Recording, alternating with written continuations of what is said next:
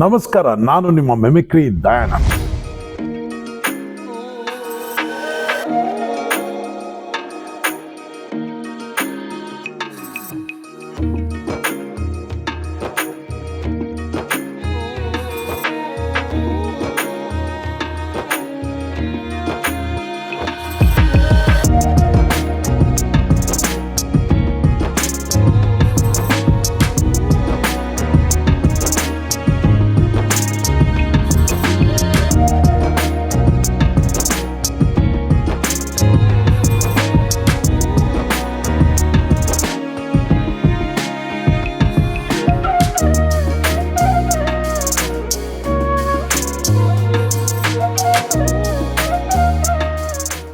ಇತ್ತೀಚೆಗೆ ಇಂಪ್ರೂವ್ಮೆಂಟ್ ಏನಾಗಿದೆ, ನಾನು ಕೇರಳಗೂ ಇದು ಮಾಡ್ತಾ ಇದ್ದೀನಿ, ಟೆಲಿಕಾಸ್ಟ್ ಮಾಡ್ತಾ ಇದ್ದೀನಿ. ಹೀಗೆ ಬಂದವರಿಗೆ, ಅತಿಥಿಗಳಿಗೆ ಹೆಚ್ಚೆಚ್ಚು ಜನ ಬರ್ತಾ ಇದ್ದಾರೆ. ಏನು ಹೊಸದು ಮಾಡಿದ್ದೀರಾ ಅಂತ. ಕ್ಯೂ ಕಾಂಪ್ಲೆಕ್ಸ್ ಅದೊಂದು ಹೋಗಿ ನೋಡ್ತೀನಿ.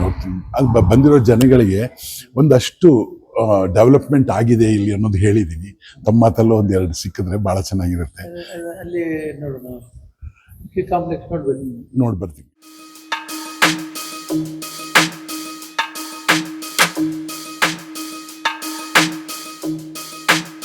ನಮ್ಮ ಚಾನೆಲ್ ಮುಖಾಂತರ ಹಲವಾರು ದೇವಸ್ಥಾನಗಳ ಬಗ್ಗೆ ತಮಗೆ ಪರಿಚಯ ಮಾಡಿಸಿದ್ದೆ. ಅದೇ ರೀತಿ ಧರ್ಮಸ್ಥಳದ ಬಗ್ಗೆ 2 ಸರಣಿನ ಮಾಡಿದ್ವಿ. 2 ಎಪಿಸೋಡ್ನಲ್ಲೂ ನಾನು ಧರ್ಮಸ್ಥಳದಲ್ಲಿ ಯಾವ ರೀತಿ ಬೇರೆ ಬೇರೆಯವರು ಬಂದು ಏನೇನೋ ಮಾತಾಡ್ತಾ ಇದ್ದಾರೆ, ಆಮೇಲೆ ಧರ್ಮಸ್ಥಳದಲ್ಲಿ ನಡೀತಾ ಇರುವಂಥ ಘಟನೆಗಳ ಬಗ್ಗೆ ಎಲ್ಲ ಹೇಳಿದ್ದೆ.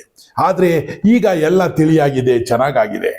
ಆದರೆ ಧರ್ಮಸ್ಥಳ ಈಗ ಮುಂಚಿನ ಥರ ಇಲ್ಲ ಅಂದರೆ ಬೇಜಾರಾಗುತ್ತಲ್ವಾ. ಆದರೆ ಕೆಲವ್ರಿಗೆ ಇಂಥ ವಿಷಯನೇ ಬೇಕು. ಕೆಲವರಿಗೆ ಸಂತೋಷವಾಗಿದೆ, ಚೆನ್ನಾಗಿದೆ ಅಂದರೆ ಆಗಲ್ಲ. ಹಿಂಗಾಗೋಯ್ತಂತೆ, ಹಂಗಾಗೋಯ್ತಂತೆ, ಹೊಡೆದೋಯ್ತಂತೆ, ಬಿದ್ದೋಯ್ತಂತೆ ಅಂದರೆ ವಾ ಅಂತಾರೆ. ಅಂಥ ಜನ ಜಾಸ್ತಿ ಇದ್ದಾರೆ. ಆದರೆ ನೀವಂಥವ್ರಲ್ಲ ಅಂತ ಗೊತ್ತು. ಯಾಕೆ ಅಂದರೆ ಧರ್ಮಸ್ಥಳದಲ್ಲಿ ಈ ಸತಿ ನಾನು ಹೋದಾಗ ವಾತಾವರಣನೇ ಬೇರೆ ಇತ್ತು. ನನಗೆ ಮುಂಚಿನ ಥರ ಅಷ್ಟೊಂದು ಜನ ಕಾಣಿಸ್ಲಿಲ್ಲ. ಬೇಜಾರಾಯಿತು, ಏನು ಜನ ಕಮ್ಮಿ ಆಗ್ಬಿಟ್ಟವ್ರ ಅಂತ. ಇಲ್ಲ, ವ್ಯವಸ್ಥೆ ಬದಲಾಗಿದೆ, ಇನ್ನೇನು ಬದಲಾಗಿಲ್ಲ. ವ್ಯವಸ್ಥೆ ಎಷ್ಟು ಚೆನ್ನಾಗಿ ಬದಲಾಗಿದೆ ಅಂತ ಈ ಎಪಿಸೋಡಲ್ಲಿ ನಾನು ತೋರಿಸ್ತೀನಿ. ಧರ್ಮಸ್ಥಳದಲ್ಲಿ ಬೇರೆ ವಿಷಯಗಳು ನಮಗೆ ಬರಬೇಕಾಗಿಲ್ಲ, ಅದನ್ನು ತಿಳಿಬೇಕಾಗಿಲ್ಲ, ಅದ್ರ ಬಗ್ಗೆ ಅರಿವು ಬೇಕಾಗಿಲ್ಲ. ನಮಗೆ ಬೇಕಾಗಿದ್ದು ಭಕ್ತಿ, ನಮ್ಮ ದೇವರು ಅಣ್ಣಪ್ಪ ಸ್ವಾಮಿ, ಇದ್ರ ಬಗ್ಗೆ ಮಾತ್ರ ಮಾತಾಡೋಣ. ಆದರೆ ನೀವಿನ್ಮೇಲೆ ಧರ್ಮಸ್ಥಳಕ್ಕೆ ಹೋಗಿ ನೋಡ್ಕೊಂಡು ಬರ್ಬೇಕ್ರಿ. ನಾವು ಯಾವತ್ತೂ ಹೇಳ್ತೀವಿ, ಫಾರಿನ್ ಕಂಟ್ರೀಸ್ಗೆ ಹೋಗ್ಬಿಟ್ರೆ, ಅಮೆರಿಕಾಗೆ ಹೋಗಿದ್ದೆ ಅಲ್ಲಿ ಹಂಗಿದೆ, ಸ್ವಿಟ್ಜರ್ಲ್ಯಾಂಡಲ್ಲಿ ಹಿಂಗಿದೆ, ನ್ಯೂಜಿಲ್ಯಾಂಡಲ್ಲಿ ಹಿಂಗಿದೆ ಎಲ್ಲ ಹೇಳ್ತಾ ಇರ್ತೀವಿ. ದುಬೈಗೆ ಹೋಗಿದ್ದೆ, ಏನು ಚೆನ್ನಾಗಿದೆ ಅರೇಂಜ್ಮೆಂಟು ಅಂತ.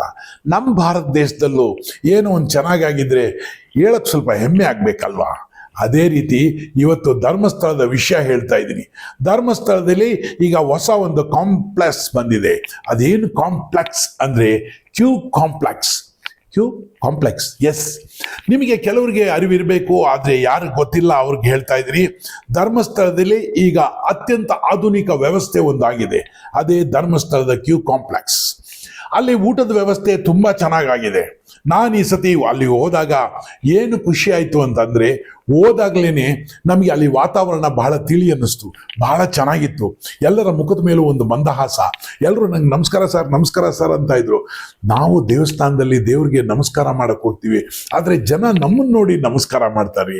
ಇದು ಕಲಾವಿದರಾಗಿದ್ದಕ್ಕೆ ಸಿಕ್ಕಿರುವಂಥ ಒಂದು ಭಾಗ್ಯ ಹೊರತು ಇನ್ನೇನು ಅಲ್ಲ. ಅವರು ನಾನು ಭಾಳ ದೊಡ್ಡ ವ್ಯಕ್ತಿ ಅಂತ ನಮಸ್ಕಾರ ಮಾಡ್ತಾ ಇಲ್ಲ, ನಾವು ನಿಮ್ಮನ್ನು ಗುರ್ತಿಟ್ಟಿದ್ದೀವಿ ಅಂತ ಪರಿಚಯ ಹೇಳ್ತಾ ಇದ್ದಾರೆ ಅಷ್ಟೇ. ಅದಕ್ಕಿಂತ ಜಾಸ್ತಿ ತಿಳ್ಕೊಂಡ್ರೆ ನಾವು ಮೂರ್ಖರಾಗ್ತೀವಿ. ಎಲ್ಲ ಕಡೆ ನನಗೆ ಭಾಳ ಪ್ರೀತಿಯಿಂದ ನೋಡಿಕೊಂಡ್ರು. ಆಮೇಲೆ ಇನ್ನೊಂದು ದೊಡ್ಡ ವಿಷಯ ಏನಂದರೆ, ಖುಷಿಯಾಗೋ ವಿಷಯ, ವೀರೇಂದ್ರ ಹೆಗಡೆ ಅವ್ರನ್ನ ನೇರವಾಗಿ ಹೋಗಿ ಮಾತಾಡಿಸ್ದೆ. ಕೂತ್ಕೊಳ್ಳಿ ಅಂತ ಅಂದರು. ನಾನು ಅವ್ರ ಮುಂದೆ ಕೂತ್ಕೊಳ್ಳೋಕೆ ಇಷ್ಟ ಇರಲಿಲ್ಲ. ಇನ್ನೊಂದು ಪ್ರಾಬ್ಲಮ್ ಇದೆ, ನನಗೆ ಈ ಕೆಳಗಿರುವಂಥ ಸಣ್ಣ ಕುರ್ಚಿಗಳಲ್ಲಿ ಕೂತ್ಕೊಳ್ಳೋಕ್ಕಾಗಲ್ಲ, ಮನುಷ್ಯ ಬೇರೆ ದೊಡ್ಡವನಲ್ವಾ. ಅದಕ್ಕೆ ನಾನು ಇಲ್ಲ ಸ್ವಾಮಿ, ನಿಂತ್ಕೊಂಡೇ ಮಾತಾಡ್ತೀನಿ ಅಂತ ಭಾಳ ಗೌರವವಾಗಿ ನಿಂತ್ಕೊಂಡು ಮಾತಾಡಿದೆ.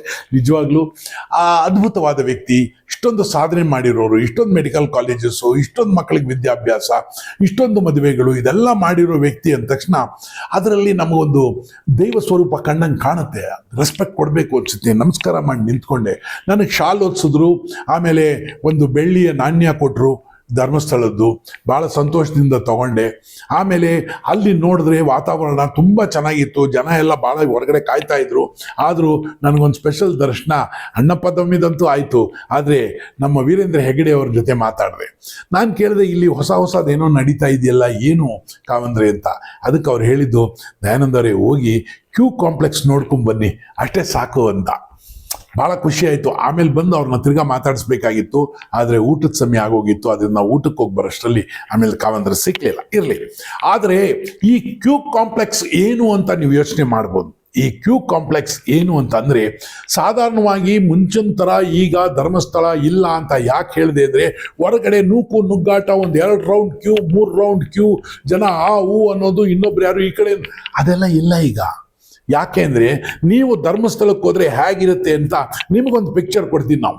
ನೀವು ಹೋದ ತಕ್ಷಣವೇ ನೀವು ಡ್ರೆಸ್ ಚೇಂಜ್ ಮಾಡ್ಕೊಳ್ಳೋಕ್ಕೆ ಎಲ್ಲ ಅಲ್ಲಿ ಫ್ರೀ ಜಾಗ ಇದೆ. ಆಮೇಲೆ ಸಹಜವಾಗಿ ನದಿನಲ್ಲಿ ಸ್ನಾನ ಮಾಡ್ಬೋದು. ಆ ಕಡೆ ಬಾತ್ರೂಮ್ಸು ಇದೆ, ಫ್ರೀಯಾಗಿ ಸ್ನಾನ ಮಾಡ್ಬೋದು. ಒಳ್ಳೆ ಒಂದು ವಾತಾವರಣ ಇದೆ. ಫ್ರೀ ರೂಮ್ಸ್ ಬೇಕಾದ್ರೆ ಮಳೆ ಬುಕ್ ಮಾಡ್ಕೊಂಡು ಹೋಗ್ಬೋದು. ಅದೆಲ್ಲ ಇದೆ. ಇದೆಲ್ಲ ಆದಮೇಲೆ ದೇವಸ್ಥಾನಕ್ಕೆ ನೀವು ಹೊರಡೋದಾದರೆ ಹೋಗಿ ಬಾಗಿಲಲ್ಲಿ ನಿಂತ್ಕೊಂಡು ಕ್ಯೂ ನಿಂತ್ಕೋಬೇಕಾಗಿಲ್ಲ. ಅಲ್ಲಿ ಒಂದು ಒಳ್ಳೆ ಜಾಗ ಇದೆ. ಆ ಜಾಗ ಏನು ಅಂದರೆ ಕ್ಯೂ ಕಾಂಪ್ಲೆಕ್ಸ್.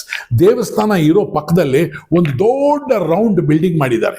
ಆ ಬಿಲ್ಡಿಂಗಿಗೆ ಹೋದರೆ ನೀವು ಹೆಚ್ಚು ಕಮ್ಮಿ 500 ಜನ ಒಂದು ಹಾಲಲ್ಲಿ ಸೇರ್ಬೋದ್ರಿ. ಆ ಹಾಲಲ್ಲಿ ಹೋಗಿ ಕೂತ್ಕೊಂಡ್ರೆ ಯಾವಾಗಲೂ 27 ಡಿಗ್ರೀಸ್ ಇರುತ್ತೆ. ಅಂದರೆ AC ವಾತಾವರಣ, AC ನಲ್ಲಿ ಇರ್ತೀರಾ ನೀವು. ನಿಮಗೆ ಒಳ್ಳೆ ಬ್ಯೂಟಿಫುಲ್ ಕುರ್ಚಿಗಳಿದೆ, ಸ್ಟೀಲ್ ಕುರ್ಚಿಗಳು, ಎತ್ತರವಾದ ಚೆನ್ನಾಗಿರುವಂಥ ಸ್ಟೀಲ್ ಕುರ್ಚಿಗಳಿದೆ. ಅದೇ ರೀತಿ ನಿಮಗೆ ಅಲ್ಲಿ ಬಾತ್ರೂಮ್ ಬೇಕು ಅಂದರೆ 5 ಸ್ಟಾರ್ ಹೋಟೆಲ್ಗೂ 3 ಸ್ಟಾರ್ ಹೋಟೆಲ್ಗೂ ಏನು ಕಮ್ಮಿ ಇಲ್ಲ, ಅಷ್ಟು ಬ್ಯೂಟಿಫುಲ್ ಬಾತ್ರೂಮ್ಸ್ ಇದೆ. ಜೆಂಟ್ಸ್ಗೆ ಬೇರೆ, ಲೇಡೀಸ್ಗೆ ಬೇರೆ. ಇದಲ್ಲದೆ ವಿಶೇಷವಾಗಿ ಮಕ್ಕಳಿಗೆ ಡ್ರೆಸ್ ಚೇಂಜ್ ಮಾಡೋದಕ್ಕೆ, ಅವ್ರ ಪ್ಯಾಡ್ ಚೇಂಜ್ ಮಾಡೋಕ್ಕೂ ಕೂಡ ಅಲ್ಲಿ ವ್ಯವಸ್ಥೆ ಇದೆ. ಅಂದರೆ ಒಂದು 5 ಸ್ಟಾರ್ ಹೋಟೆಲ್ ವ್ಯವಸ್ಥೆ ಬಾತ್ರೂಮ್ನಲ್ಲೇ ಇದೆ. ಇದಾದಮೇಲೆ ಬೆಳಿಗ್ಗೆ ನೀವು 10 ಗಂಟೆಗೆ ಏನಾದ್ರು ಹೋಗಿ 11 ಗಂಟೆಗೆ ದರ್ಶನ ಅಂತ ಹೇಳಿದ್ರೆ, ಆ ಟೈಮ್ನಲ್ಲಿ ನಿಮಗೆ ಉಪ್ಪಿಟ್ಟು ಕೇಸರಿ ಬಾತನ್ನು ಕೊಡ್ತಾರೆ ಫ್ರೀಯಾಗಿ. ಇದೆಲ್ಲ ನಿಮಗೆ ಒಂದು ಬ್ಯೂಟಿಫುಲ್ ಬಿಲ್ಡಿಂಗ್ನಲ್ಲಿ ಸಿಗುತ್ತೆ. ಈ ಹಾಲ್ನಲ್ಲಿ ನೀವು ಕೂತಾಗ ದೊಡ್ಡ ಒಂದು ಮಾನಿಟರ್ ಇರುತ್ತೆ. ಆ ಮಾನಿಟ್ರಲ್ಲಿ ನಿಮ್ಗೆ ಹೇಳ್ತಾರೆ ಎಷ್ಟು ಗಂಟೆಗೆ ನಿಮ್ಮ ದರ್ಶನ ಆಗುತ್ತೆ, ನೀವು ಎಷ್ಟು ಗಂಟೆಗೆ ಹೋಗ್ಬೇಕು ಅಲ್ಲಿಗೆ ಅಂತ. ಅಲ್ಲಿವರೆಗೂ ಅತಿಥಿಗಳ ಥರ ಆರಾಮಾಗಿ ಕೂತಿರ್ತೀರ.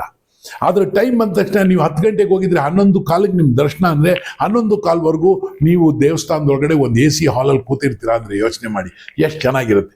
ಆಮೇಲೆ ಈ ಹಾಲಲ್ಲಿ ಕೂತಿರೋ 500 ಜನನು ಅವರೇ, ಯಾವುದೇ ತೊಂದರೆ ಇಲ್ಲದೆ, ಎಲ್ಲ ಕಡೆ CC ಕ್ಯಾಮ್ರಾ ಇದೆ, ಯಾರು ಯಾವುದು ಗಲೀಜು ಮಾಡೋಂಗಿಲ್ಲ.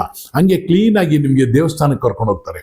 ಅಲ್ಲಿ ದರ್ಶನ ಮುಗಿದ ತಕ್ಷಣ ಅಷ್ಟು ಜನ ಆಮೇಲೆ ಊಟಕ್ಕೆ ಹೋಗ್ತೀರಾ. ಎಷ್ಟು ಚೆನ್ನಾಗಿದೆ ಅಲ್ವಾ?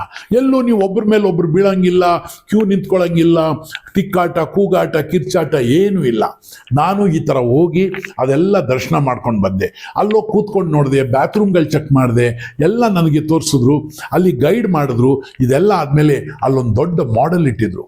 ಆ ಮಾಡೆಲ್ ಇಟ್ಟು ಈ ವ್ಯವಸ್ಥೆ ಹೆಂಗಾಗುತ್ತೆ ಅನ್ನೋದನ್ನು ಅಲ್ಲಿಯ ಇನ್ಚಾರ್ಜ್ ಆಫೀಸರ್ ನನಗೆ ಕಂಪ್ಲೀಟಾಗಿ ಎಕ್ಸ್ಪ್ಲೈನ್ ಮಾಡಿದ್ರು.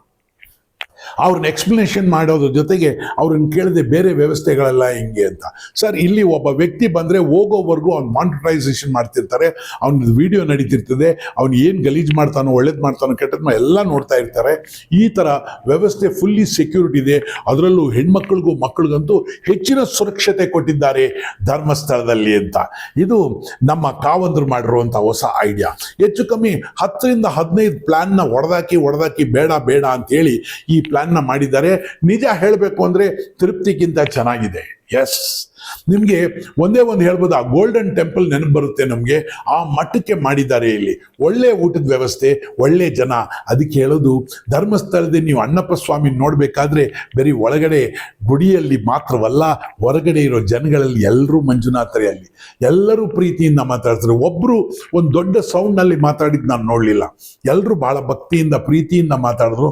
ನಾನು ಯೋಚನೆ ಮಾಡಿದೆ, ಏನೋ ನಾನು ಸಿನಿಮಾ ಆ್ಯಕ್ಟ್ರು ಅಂತ ಏನೋ ಸ್ವಲ್ಪ ನನಗೆ ಇಲ್ಲ, ಎಲ್ರಿಗೂ ಅಷ್ಟೇ ಗೌರವದಿಂದ ಮಾತಾಡಿಸ್ತಾರೆ, ಊಟನೂ ಅಷ್ಟೇ ಚೆನ್ನಾಗಿ ಬಡಿಸ್ತಾರೆ. ಇಂಥ ಒಳ್ಳೆ ಧರ್ಮಸ್ಥಳ ನಮ್ಮಲ್ಲಿದೆ ಅಂದರೆ ಭಾರತೀಯರಾಗಿ ಹೆಮ್ಮೆ ಪಡಬೇಕು ನಾವು.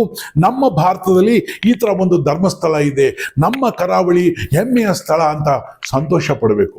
ಬಾಕಿದನ್ನೆಲ್ಲ ಬಿಡಿ. ಏನಾದರೂ ಹೆಚ್ಚು ಕಮ್ಮಿಗಳಾಗಿದ್ದರೆ ಸರ್ಕಾರ ನೋಡ್ಕೊಳ್ಳೋದಕ್ಕೆ ಅದಕ್ಕೆ ಪೊಲೀಸ್ ಇರ್ತಾರೆ, ಅವ್ರು ನೋಡ್ಕೊಳ್ತಾರೆ. ಯಾರೋ ಒಂದಷ್ಟು ಜನ ಕೂಗಾಡ್ತಾರೆ, ಯಾರೋ ಒಂದಷ್ಟು ಜನ ಕಿರ್ಚಾಡ್ತಾರೆ. ಯಾರನ್ನೂ ನಾನು ಬೈಯಕ್ಕೆ ರೆಡಿ ಇಲ್ಲ. ಯಾಕೆಂದರೆ ಎಲ್ರಿಗೂ ಅವ್ರವ್ರದ್ದೇ ಆದ ಸತ್ಯ ಇರುತ್ತೆ. ನಡೆಯುತ್ತೆ. ಆದರೆ ನಾವಲ್ಲಿ ಹೋದಾಗ ಅಲ್ಲಿ ನಡೆಯೋ ಸತ್ಯ ಏನು ಅನ್ನೋನ ತಮ್ಮ ಮುಂದೆ ಇಡಬೇಕು ಅನ್ನೋದಷ್ಟೇ ನನ್ನ ಉದ್ದೇಶ. ಇನ್ಮೇಲೆ ಧರ್ಮಸ್ಥಳಕ್ಕೆ ಹೋದರೆ ನೀವು ಯೋಚನೆ ಮಾಡಬೇಕಾಗಿಲ್ಲ, ಇನ್ಫ್ಲುಯೆನ್ಸ್ ಮಾಡಬೇಕಾಗಿಲ್ಲ, ಆಮೇಲೆ ಹೋಗಿ ಕ್ಯೂ ಅಲ್ಲಿ ನಿಂತ್ಕೋಬೇಕಾಗಿಲ್ಲ, ಏನೂ ಇಲ್ಲ. ಪ್ರೀತಿಯಿಂದ ಸಂತೋಷದಿಂದ ನಿಮ್ಮನ್ನು ಬರಮಾಡ್ಕೊಳ್ತಾರೆ. ಅಂತ ಒಂದು ಸ್ಥಳ ನಮ್ಮ ಧರ್ಮಸ್ಥಳ. ಕಾವಂದರು ಅತ್ಯಂತ ಗೌರವದಿಂದ ಮಾತಾಡಿಸಿದ್ರು, ಎಲ್ಲರನ್ನೂ ಗೌರವದಿಂದ ಮಾತಾಡಿಸ್ತಾರೆ ಅವರು. ಆದ್ದರಿಂದ ಈ ಕ್ಯೂ ಕಾಂಪ್ಲೆಕ್ಸ್ ಒಳಗಡೆ ಒಳ್ಳೊಳ್ಳೆ ಗಿಡಗಳು ಮರಗಳು ಎಲ್ಲ ನೆಟ್ಟಿದ್ದಾರೆ. ಅದೇ ರೀತಿ ನಿಮಗೆ ಆ ಕಡೆ ಕಾರ್ ಎಕ್ಸಿಬಿಷನ್ ಅದೆಲ್ಲ ಇದ್ದೇ ಇದೆ. ಆದರೆ ಈ ಸತಿಯ ಸ್ಪೆಷಲ್ ಏನಂದರೆ ಕ್ಯೂ ಕಾಂಪ್ಲೆಕ್ಸ್. ಇದನ್ನ ಎಷ್ಟೋ ಕಡೆ ಮಾಡಿ ಫೇಲಿಯರ್ ಆಗಿದ್ದಾರೆ ಅಂದರು. ಆದರೆ ಈ ದೇವಸ್ಥಾನದಲ್ಲಿ ಅದು ಸೂಪರ್ ಕ್ಲಿಕ್ ಆಗಿದೆ.